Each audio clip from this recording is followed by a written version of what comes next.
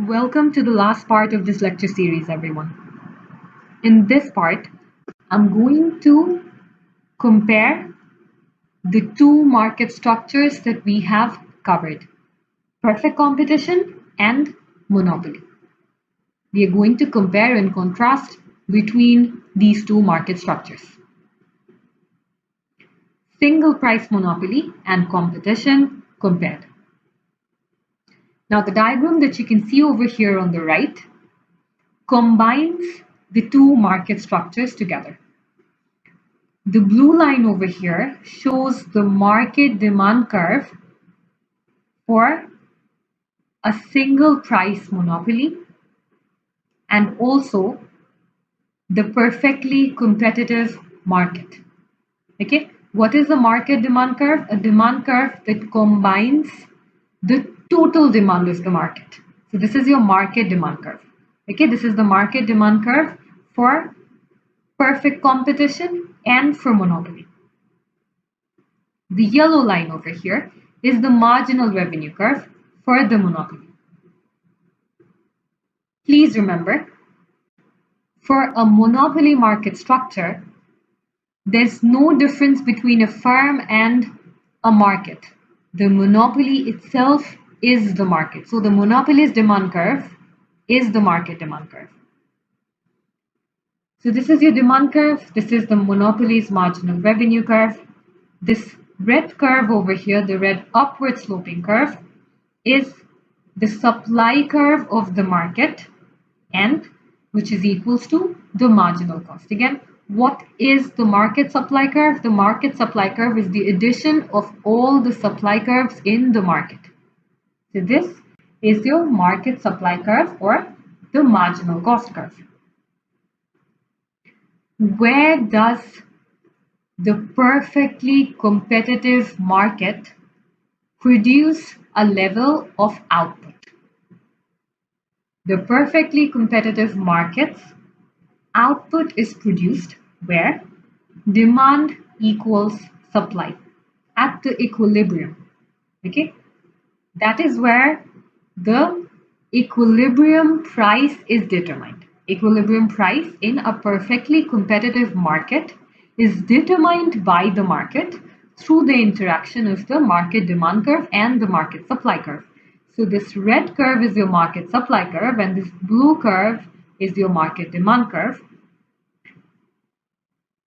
The point of intersection between the two curves is your equilibrium price for the competitive market, and this corresponding point below is your equilibrium quantity of output for the perfectly competitive market.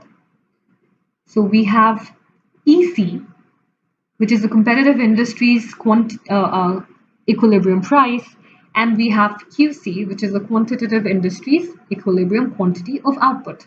Okay, this was perfect competition. Now let us look at a single priced monopoly. The monopoly itself is the market. The monopoly produces its quantity of output, its profit maximizing quantity of output, where the MC curve cuts the MR curve. So this is your MR curve, this is your MC curve. The MC is cutting the MR at this point. So if we trace from this point all the way up to the quantity axis, QM is the profit maximizing quantity of output for the monopoly. And if we go all the way up to the demand curve and trace our price, PM, price that the single price monopoly charges its customers. So PM and QM are the single price monopolies price and quantity of output that it sells respectively. Now if we compare the perfect competition market structure and the single price monopolies market structure, we can see that the quantity of output that the competitive market produces is much greater than the quantity of output that the monopolist produces. QC is greater than QM. At the same time, the price that the competitive market charges is much lower than the price that the monopoly market charges. A competitive industry produces the quantity QC at price PC. A single price monopoly produces the quantity QM at which marginal revenue equals marginal cost and sells quantity for the price PM. Thus, compared to a perfect competition, a single price monopoly restricts output, right? Because QM is lower than QC, that means a single price monopoly restricts output and raises the price. A single price monopoly charges higher than the competitive market structure. We're now going to compare the level of efficiencies between the two market structures, perfect competition and monopoly. The diagram on the right, on the top panel, we have perfect competition, and on the bottom, we have monopoly. In part A, in perfect competition, as we have already seen from the last diagram, the equilibrium quantity of output is QC, and the price the perfectly competitive market charges at the equilibrium is PC. So the price and output are PC and QC respectively. At this price and at this output, the demand curve being D, which is also the marginal benefit curve, the demand curve shows the marginal benefit, and the red curve is the supply curve, which also shows the marginal cost. We can find the consumer surplus and the producer surplus from this diagram. Now, when marginal benefit is equals to marginal cost, consumer surplus is the green triangle on the top. This is your consumer surplus. You already know what a consumer surplus is. This green triangle over here, the shaded region in green, represents the consumer surplus under a perfect competition market structure. Marginal benefit equals marginal cost at this point. This is your price line. This is your demand curve. This enclosed region over here is the consumer surplus. This is basically the area the consumers benefit from. The blue shaded area over here, this enclosed area, represents the producer surplus. This area is enclosed by the supply or the marginal cost curve, the price line, and the price axis. This is your producer surplus. This is the benefit to the producers. The efficient quantity of output is QC and the efficient level of price is PC. Perfectly competitive firms under a perfectly competitive market structure produce at the lowest possible average cost. They try to produce at the lowest possible point in their average cost curve. The lowest possible point on the long run average cost curve is the minimum efficient scale. That is where all the perfectly competitive firms try to operate in. Hence, the level of output that they produce is efficient. The price that they charge is efficient. A monopoly, on the other hand, you have seen this diagram in the previous slide. A monopoly restricts output. It sells only QM level of output and charges a very high price, which is PM. Now, what happens when output is restricted at QM and price is increased to PM?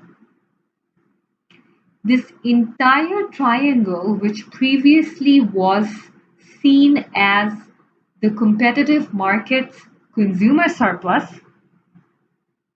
is not the consumer surplus for the monopoly market anymore.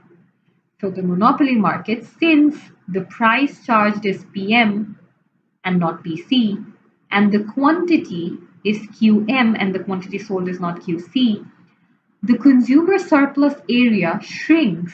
It becomes smaller. This new green triangle that you can see on the top, the smaller green triangle, represents consumer surplus for the monopoly. Okay, When you compare the two consumer surplus areas, you can see how small the consumer surplus area is for the monopoly in comparison to the consumer surplus area for the perfectly competitive market. On the other hand, if we compare the producer surplus, we see something very similar. The quantity that's being sold by the monopoly is QM, the price that's being charged is PM. The producer surplus area shrunk and now it is equals to the small shaded region at the bottom, this blue shaded region. What happens to this area? Initially, this was a part of the consumer surplus. This is no more a part of the consumer surplus. What happens to this? This is the monopolist's gain. This is the amount that's directly going into the monopoly's pockets because the monopoly charges a high price and sells a low unit of output. The monopoly's gain is this area, a part which was this part was initially this blue shaded region was initially a part of the consumer surplus, but now sadly this has become the monopoly's gain. It's no more a part of the consumer surplus. But what happens to the two triangles over here? This triangle was a part of the consumer surplus in the perfectly competitive market, and this triangle at the bottom was a part of the monopoly, the producer surplus under a perfectly competitive market. What happens to these two triangles? Since output is restricted at QM, these two triangles, this is neither enjoyed by consumers nor this is enjoyed by producers. These are lost from the system. This is known as dead weight loss. Okay? A monopoly restricts output to QM and raises price to PM. Consumer surplus shrinks, the monopoly gains, and a dead weight loss, the gray triangle, arises. What is a dead weight loss? A dead weight loss is a cost to the society, which is being created by the monopoly's market inefficiency. This occurs when demand and supply are out of equilibrium. That means when the socially optimal quantity of good or service is not being sold. The socially optimum level would have been this QC, where marginal benefit was equals to marginal cost. The efficient level, the socially efficient level. But over here, that is not happening. This output is less than QC. QM is less than QC. Hence, the deadweight loss is being created. Deadweight loss is the representation of the monopoly's inefficiency when compared to a perfectly competitive market. The greater the deadweight losses area, the greater is the inefficiency of the monopoly.